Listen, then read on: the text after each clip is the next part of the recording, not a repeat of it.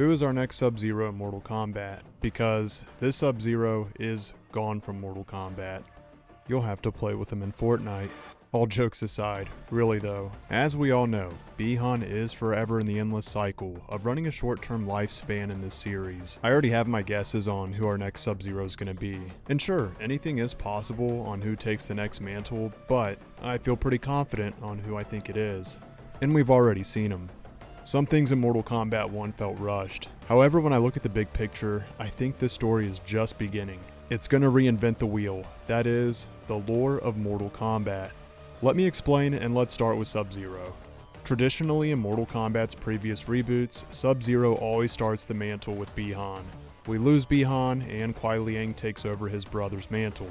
That's just the way it goes. There are other characters that stand a chance in becoming Sub-Zero, but the fun part for me is wondering. In the age of instant access, it's nice to have a little mystery. And let's be real, there's no way in hell Mortal Kombat will continue its story without a fighter named Sub-Zero.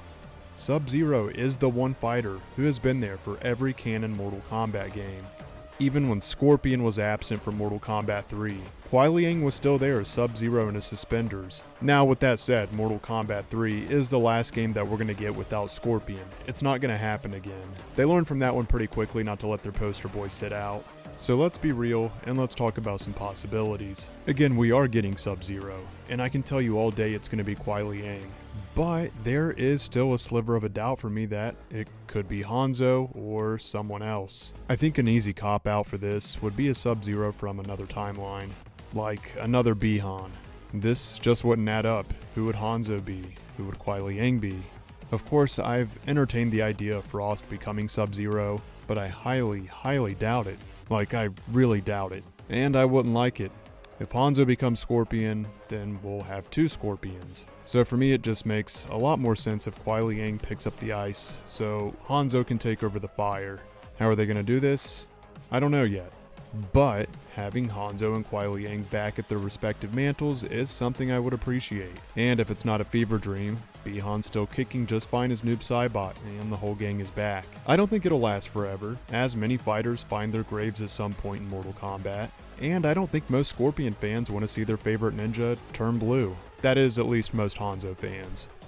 In this new era, I view Scorpion as like a Scorpion Light. Kuai Liang Scorpion still has that collective nature of the Kuai Liang Sub-Zero from previous Mortal Kombat games. And with the spot open now for the new Sub-Zero and Bi-Han fully developed into Noob Saibot, surely there is no way this Sub-Zero can end up as anyone else besides Kuai Liang. Well, again, I do have to be real with myself. First off, Kuai Liang is gonna have to laser off that Scorpion tattoo. Thanks, Kano. And then we have to actually consider if Kuai Liang becomes Sub-Zero, that means we'll have a Sub-Zero that successfully got himself a Harumi, unless she dumps him for like smoke or something. We could use a little drama sometimes. Alright fellas, so I'm rolling with this. Mortal Kombat 1 is the prelude. To everyone who thought Mortal Kombat 1 rushed to the lore, I can say this is definitely still the beginning if this is how we're going to start getting our big name characters. Really think about this with me for a moment. The true villain in Mortal Kombat, that canvas is still kind of blank. Shang Tsung is alive, Quan Chi is alive, Onaga's alive, hell, Havoc is still alive. I feel like the fighters in Mortal Kombat 1 are softened down intentionally in this game to flesh them out for the stories to come. And if this is true, we can see old things return in the game while still getting some new curveballs. I see this as a way for them to be able to please fans that don't want change, or at least don't want too much change, while also pleasing to the fans that do want change, because they are repeating things while changing things. Mortal Kombat 1 is so far back in time, we actually got to see King Jared for the first time outside of a cutscene or a mention, even if he is still kinda dead.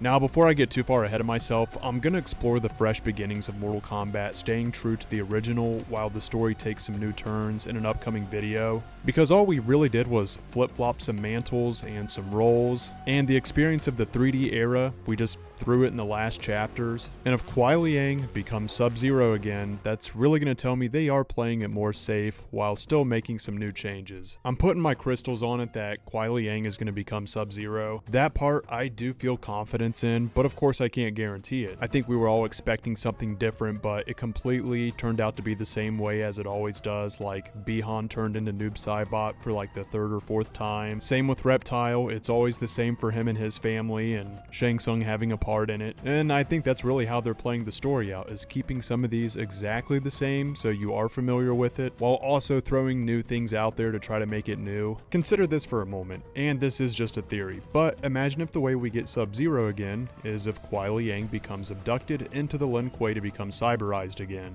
Honestly, anything could happen. I mean, the Lin Kuei are low in numbers. It would be a quick way to bring back Sub-Zero, and it would be fun to fight an evil version of him, but that's all I'm really going to say on the Cyber Sub-Zero theory. I really don't think it's going to happen. Let's consider things that are more likely to happen. I wouldn't be surprised if Hanzo, being the new Shirai Ryu, is raised and trained by his fellow clan peers. Now listen, we all know that Hanzo has suffered enough from losing Harumi. This has gone on for many games for those that don't know. And now we have this little Hanzo, and he's in the clan that's named after Harumi.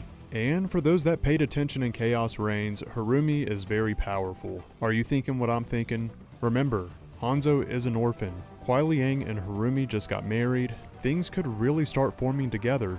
But Hanzo always loses Harumi, so instead of Hanzo losing his wife this time, it might be his mother. At the hands of who? I don't know. Maybe Noob Saibot, and maybe they'll try to twist this into some kind of poetic justice. Because remember, Noob Saibot was Bihan, right? And Bihan did admit he killed their father. Kuai Liang could pick up the ice himself, and that in itself could be enough reason for vengeance and getting Sub-Zero back. However, that's definitely just a small theory. I'm really not leaning on that. I'm just trying to think of reasons why Kuai Liang will become Sub-Zero because I think he's the most likely candidate. This could be another silly callback where Liu Kang says, "We have too much fire. We need someone who possesses ice and Earthrealm's defenders. We need fire and ice."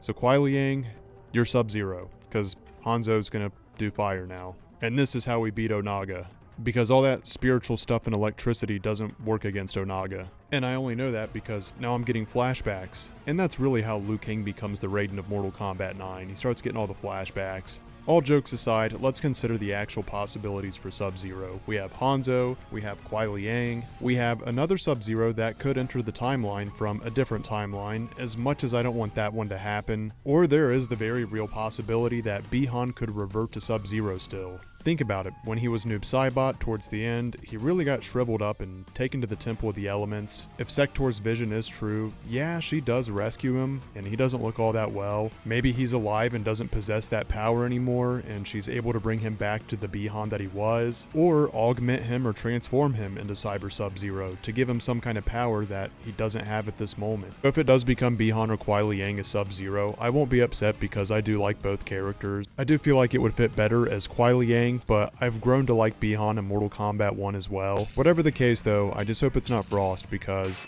I like Frost as her own character. Like and subscribe if you enjoyed this video, your support truly does mean a lot. Let me know your theories down below, and I will see you guys live and or in the next video. Much love everyone, take care.